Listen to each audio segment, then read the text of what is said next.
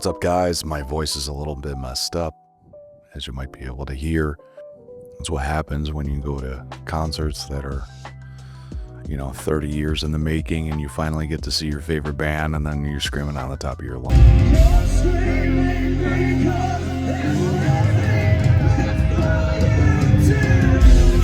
So that's even with coffee, this is what my voice sounds like, so I apologize. In the meantime, I wanted to actually give you guys another filler episode because it is wintertime. It's harder to make content, car content, especially DIY stuff or shows or anything like that. We do have Chicago Auto Show coming up in February, but in the meantime, I'm looking at a deadline to purchase a Corvette come in May of 2026. So my mind is scrambled right now, just trying to figure out which one to get.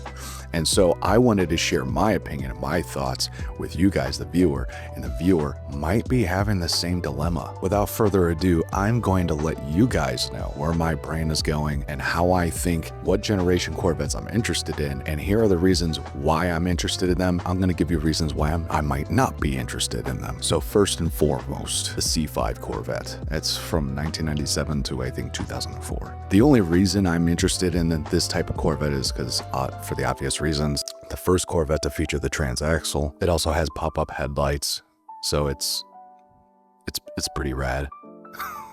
Another attractor is that it's like literally the biggest bang for your buck. I mean, you can find C5 Corvettes night and day, anywhere between, like good condition ones, between like 10, 15,000 for decent condition Corvettes, which is crazy to think about. I mean, does it have the same handling prowess as, say, the 6th, 7th, or 8th generation Corvette? C5 Corvette obviously is a very outdated machine, so if you're looking for a Corvette that, hey, I just want a Corvette. I want this to be like a daily road car, but also I want to take it to the track on the weekend. This might be a perfect choice for you. Honestly, it's very budget friendly. The LS1 is pretty damn reliable. LSs in general are very reliable. The only detractor for me for the C5 Corvette is that I don't really like the oval taillights. I like the perfectly circular taillights, even from like previous generation Corvettes before the C5. I think the perfectly circular taillights just fit the car better in general. Another detractor from the C5 Corvette is the fact that it's the age, right?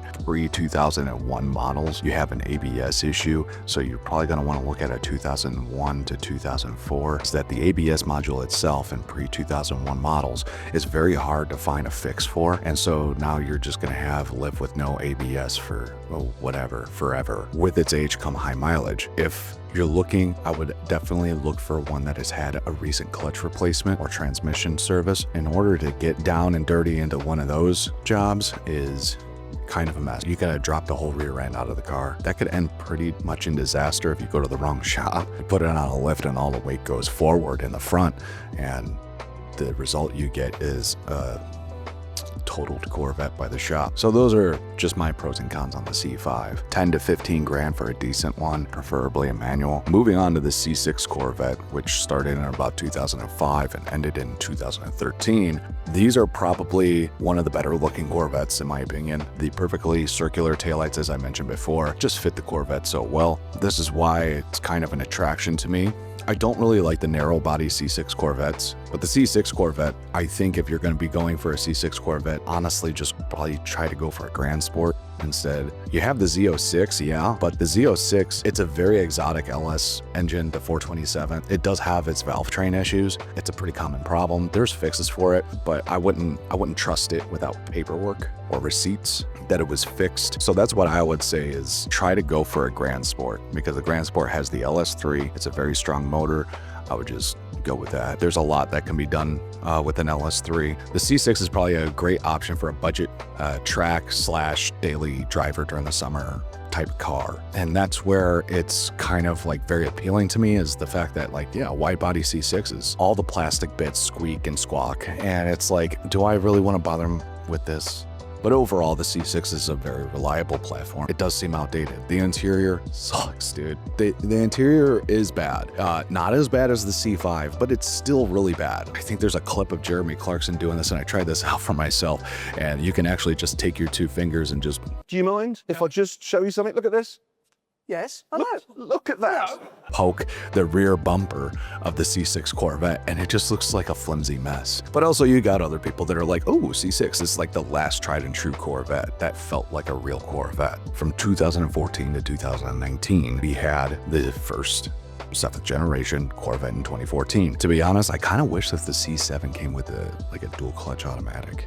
Am I bad to think that? If they had a dual clutch automatic on the C7, that would have probably been the highest selling generation Corvette ever for an automatic, and still offered the manual option, obviously. So a lot of the pros about the C7 Corvette is obviously the styling, interior and exterior. Some people don't like the Camaro-esque taillights that it has. To me, this isn't a problem. At first, I thought it was terrible. This was one of those things that like really grew on me after a while. I dig them. I like them. I don't know.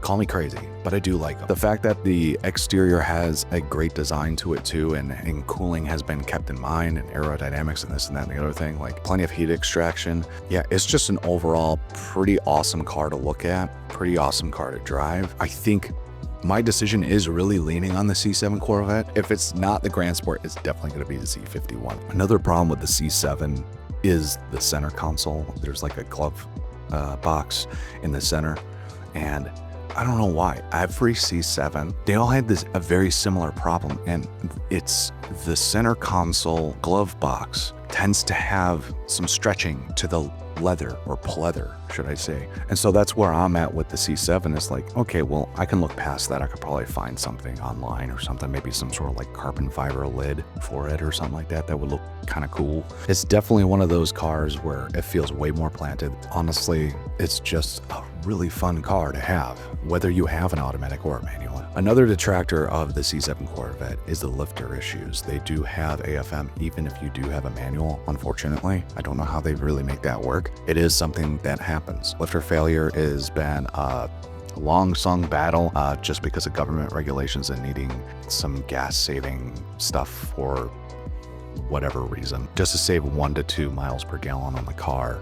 To me, this doesn't make really much sense at all.